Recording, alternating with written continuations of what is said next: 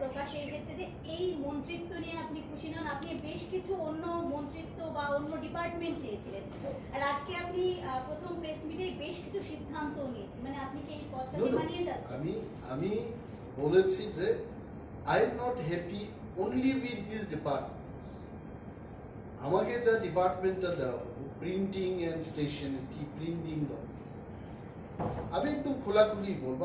I told already, এটা আমি বলেছি এটার মধ্যে না করার কি আছে, কিন্তু যেহেতু আমি ফরেস্ট মিনিস্টার আমাকে এইগুলো সিদ্ধান্ত নিতে হবে। আবারও বলছি, আমি মাননীয় মুখ্যমন্ত্রীকে দেখা করে এটাও বলেছি, few days back also I met, আমি বললাম যে এই রাজ্যের পিছিয়ে পড়া মানুষদের জন্য 22 বছর রাজনীতির জীবনে আছি, কখনো জল খেলাম, কখনো গোলা জল খেলাম, কখনো আবার ঠান্ডা জলও খেয়ে রাজনীতি করলাম। দপ্তরটাকে কিছু ভালো দপ্তর দিন যাতে করে ওই মানুষদের জন্য, গ্রামের মানুষের জন্য যেন আমি কিছু করি। বললাম এটা there is nothing to hide, একদম খোলাখুলি।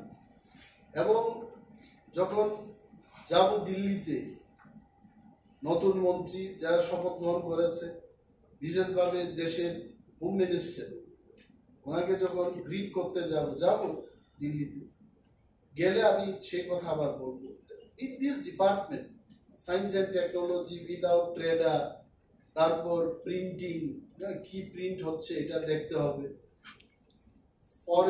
ফরেস্ট ইজ ওকে, কিন্তু এই সমস্ত দপ্তর দিয়ে 22 বছর যেটা কাটিয়ে দিলাম, যারা 5 বছর করেও তো অনেকে অনেক ধরনের পেয়েছে, 22 বছর করে যদি আমি কাজ করতে না পারি এটা কি হবে? তাহলে এই রাজনীতির কি মানে আছে? এটা কেউর বিপক্ষে, I am not against the government, গভর্নমেন্টের পক্ষেই বলছি, গভর্নমেন্টের পক্ষেই কাজ করবো, কিন্তু দপ্তর না পেলে আমি কি করে করবো?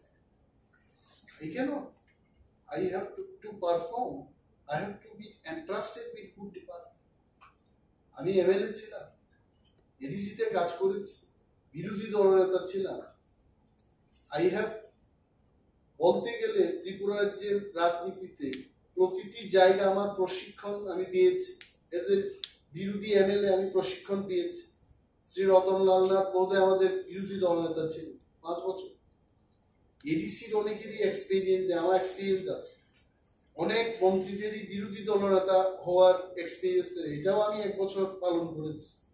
নাও I am a minister, so if you feel experience wise যে প্রতিটি সেক্টরে উঠে আসা, I am one of them. আমাকে যদি দপ্তরটা দেওয়া হয় আমি এটাকে ভালোভাবেই চালাবো। তো I only requested honourable CM যে কৃপা করে ভালো কিছু দপ্তর আমি দিন, ভালোভাবে চালাবো।